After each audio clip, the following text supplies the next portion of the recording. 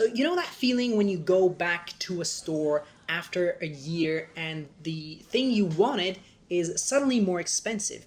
Well, it happened to me with my car years ago. 10,000 euros would get you something decent. Today, that's barely enough for a used hatchback with questionable smells and probably dents as well. Now, that's inflation, and it's not some abstract economic concept. It's the invisible force that slowly makes everything you buy more expensive, while your paycheck, well, that kind of stays the same. So, why does this matter more than you think? Well, inflation is like a slow leak in your wallet. Every year, a bit of money drips out. You might not notice it day to day, but over 5 or 10 years, well, the difference between comfortably affording a holiday and canceling it because things are too tight this year, well, it's there. And, it's basically like a invisible tax that we pay every year. And here's the twist: inflation by itself isn't the real villain. In fact, in a healthy economy, a 2% inflation is actually pretty normal. The real problem is when wages don't keep up. That's when your buying power shrinks and your standard of living takes a hit. So, the question here now is who wins in inflation? Well, let's be real. Workers are usually on the losing side. If your salary is fixed or rising slower than prices, well, then you're basically falling behind. What about savers sitting on cash? Well, same story. Their cash is depreciating every day. The winners are companies that can raise prices faster than their costs. Also, another winner is governments with big debts because inflation makes that debt easier to repay. It devalues the money. Also, people that have big debts, like a mortgage, are winning because their debt is basically canceling out and getting easier to repay. Imagine this: you have a mortgage that costs 1,000 per month. Now, in 20 years, the 1,000 per month will be worth way less. Therefore, your debt is canceling out. And also, another winner is people who own assets that rise with inflation. So think real estate, stocks, commodities. It's like a monopoly game where the rent of the rent properties keeps going up, but your salary doesn't. So this is the story of how I learned the hard way. Basically, when I started working, I thought that I was being smart by keeping a big emergency fund in cash. It felt safe. But a few years later, I realized the 10,000 I had saved could now buy less than when I had started. So I didn't lose any money on paper. I still had those 10,000, but I lost value of it in reality. So that's when it clicked. If my money isn't growing faster than inflation, then it's actually shrinking. So, what can you do to protect yourself from inflation? Well, here's the first rule: you don't have to let your money sit still. Cash loses value over time, so keep only what you need for emergencies and short term spending. Put the rest into assets that reprice with inflation. Think about stocks, because companies can raise prices and you benefit as a shareholder. Also, another one is real estate, because both the property value and the rents tend to rise over time.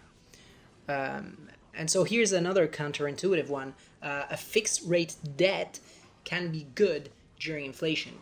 Uh, Debt can be your friend during the inflation period. So you'll repay it later with money that's worth less, as I said before. Another step to protect yourself against inflation is protecting your income.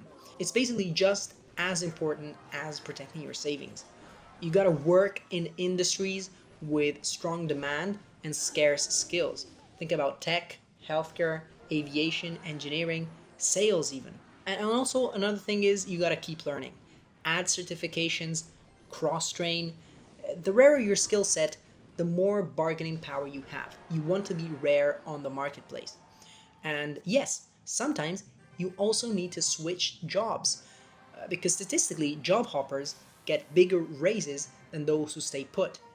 Even if you like your job, an outside offer gives you leverage. Now, obviously, changing your job and to earn more money is not everything in life. So you also got to consider other factors that are not only financial.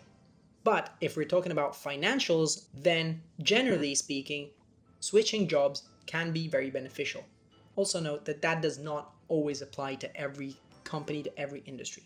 But generally speaking, at least in the US, in tech, it's the way it is.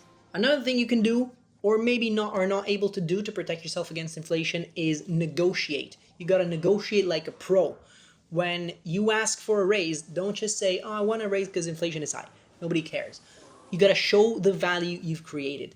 Use numbers and show how much revenue you helped generate, how much money you saved the company, how your skills now cover more responsibilities than when you started. That's another thing. You want to get more responsibilities. And, because it's hard to say to someone who can prove their worth, no. Another step to protect yourself against inflation is to build extra income streams.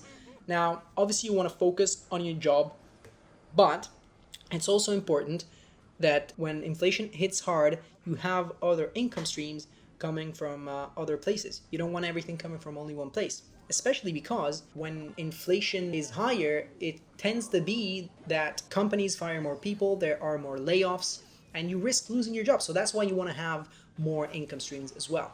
You want to have a side business, maybe do some freelance work, or even have investments that produce passive income that can make inflation less threatening. Again, think about stocks maybe, or even rentals, which is a little bit more active, but it still produces income. Even small amounts help. You don't have to be making thousands of euros or dollars every month. Even a small 200 a month can help quite a lot. That's 2,400 per year you can invest to grow faster than prices. So closing off, what's your inflation game plan here? Inflation is not going away. So it might slow down, it might speed up, but it will always be there.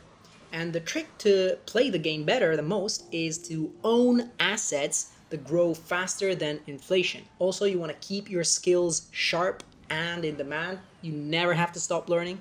Always be competitive.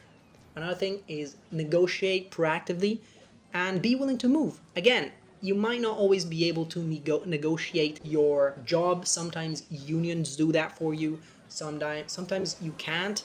You don't have the contacts. But if you can, this is a really fair point. But you have to do it the right way, as I explained before. And also, you got to be willing to move. You got to be willing to move, at least from a financial perspective, that often pays off. Now, again, as I said, in life, it's not only about money. So you want to consider other things. Your family, your friends, where are they? What do you care most about in your life? But if it's money, you got to move. And also, another thing, as I said, diversify your income, because in a world where prices are always climbing, staying still is the fastest way to fall behind. So I hope you enjoyed this video. I hope you took some notes and are going to apply some of the things that we shared here. Also, if you don't agree with something that I said, or if you want to add something else, you can share that in the comments below. Thank you very much for your attention. See you in the next one.